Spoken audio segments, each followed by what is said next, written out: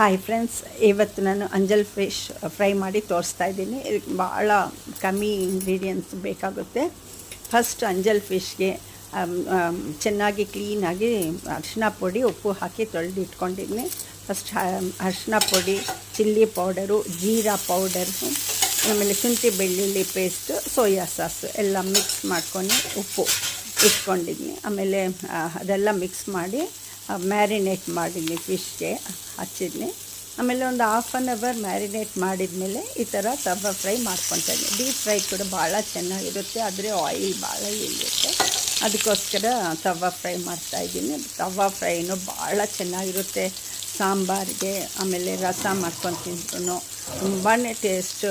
Tomato ಪಪ್ಪು Andhra style ಇದು fry, ಅಂಜಲ್ ಫಿಶ್ ಫ್ರೈ ಅನ್ನೋಟ. ಟೊಮೆಟೊ ಪಪ್ಪು ಮಾಡ್ಕೊಂಡು ಅದ್ರ ಜೊತೆಗೆ ತಿಂದರೆ ಭಾಳ ಟೇಸ್ಟಾಗಿರುತ್ತೆ. ಇದು ಅಷ್ಟೇ, ಎಲ್ಲ ಮ್ಯಾರಿನೇಟ್ ಮಾಡಿಟ್ಟಿದ್ದೀನಿ. ಇವಾಗ ಫ್ರೈ ಮಾಡ್ತಾಯಿದ್ದೀನಿ ಅಷ್ಟೇ. ಎಷ್ಟು ಭಾಳ ಸಿಂಪಲಾಗಿ ಮಾಡ್ಕೊಬೋದು.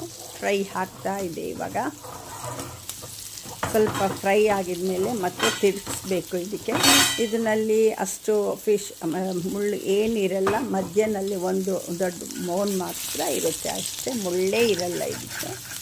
ಮತ್ತು ತುಂಬ ಒಳ್ಳೆಯದು ಹೆಲ್ತ್ಗೆ.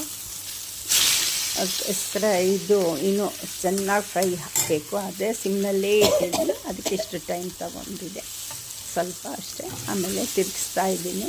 ಸ್ವಲ್ಪ ಕೇರ್ಫುಲ್ಲಾಗಿ ತಿರ್ಗಿಸ್ಬೇಕು, ಯಾಕಂದರೆ ಆಲ್ರೆಡಿ ಮ್ಯಾರಿನೇಟ್ ಮಾಡಿ ಇರ್ತೀವಲ್ಲ, ಅದಕ್ಕೋಸ್ಕರ ಬಹಳ ನೆಂದಿರುತ್ತೆ. ಸ್ವಲ್ಪ ಕೇರ್ಫುಲ್ಲಾಗಿ ತಿರ್ಗಿಸ್ಬೇಕು ಅಷ್ಟೇ. ಆಮೇಲೆ ಉಲ್ಟಾ ತಿರ್ಗಿಸಿದ್ಮೇಲೆ ಇನ್ನು ಒಂದು ಸ್ವಲ್ಪ ಹೊತ್ತು ಅಷ್ಟೇ. ಭಾಳನೇ ಬೇಗನೆ ಇದು ಆಗೋಗುತ್ತೆ. ಮಟನ್ ಚಿಕನ್ ಅಷ್ಟು ಟೈಮ್ ತಗೊಂಡಲ್ಲ. ಇದು ಭಾಳ ಸಾಫ್ಟ್ ಫಿಶ್ ಅಲ್ವಾ, ಭಾಳ ಚೆನ್ನಾಗಿರುತ್ತೆ, ಬೇಗನೂ ಆಗುತ್ತೆ. ಇಮ್ಮಿಡಿಯೇಟ್ ಮಾಡ್ಕೋಬೇಕಾದ್ರೆ ಇದು ಒಳ್ಳೆ ಫಿಶ್, ಎಷ್ಟು ತುಂಬಾ ಟೇಸ್ಟ್ ಇರುತ್ತೆ ಮಾತ್ರ. ಇದನ್ನು ಇವತ್ತು ಫಿಶ್ ಫ್ರೈ, ಅಂಜಲ್ ಫಿಶ್ ಫ್ರೈ ಮಾಡಿದ್ದೆ. ಸಬ್ಸ್ಕ್ರೈಬ್ ಮಾಡಿಕೊಳ್ಳಿ, ಶೇರ್ ಮಾಡಿ, ಕಾಮೆಂಟ್ಸ್ ಮಾಡಿ. ಇವತ್ತು ಅಂಜಲ್ ಫಿಶ್ ಫ್ರೈ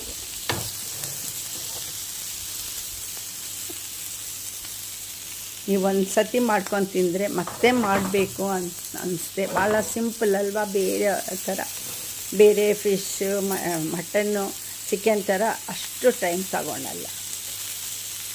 ಈಸಿಯಾಗಿ ಮಾಡ್ಕೊಬೋದು. ಯಾರನ್ನ ಗೆಸ್ಟ್ ಬಂದರೂ ಕೂಡ ತಂದು ಇಟ್ಕೊಂಡ್ರೆ ರೆಡಿ ಮಾಡ್ಕೊಳೋದು ಮಾತ್ರ ಭಾಳ ಈಸಿ. ಇದು ರೀಸನೇಬಲ್ ಕೂಡ ಇಟ್ಕೊಬೋದು. ಫಿಶ್ ತಂದು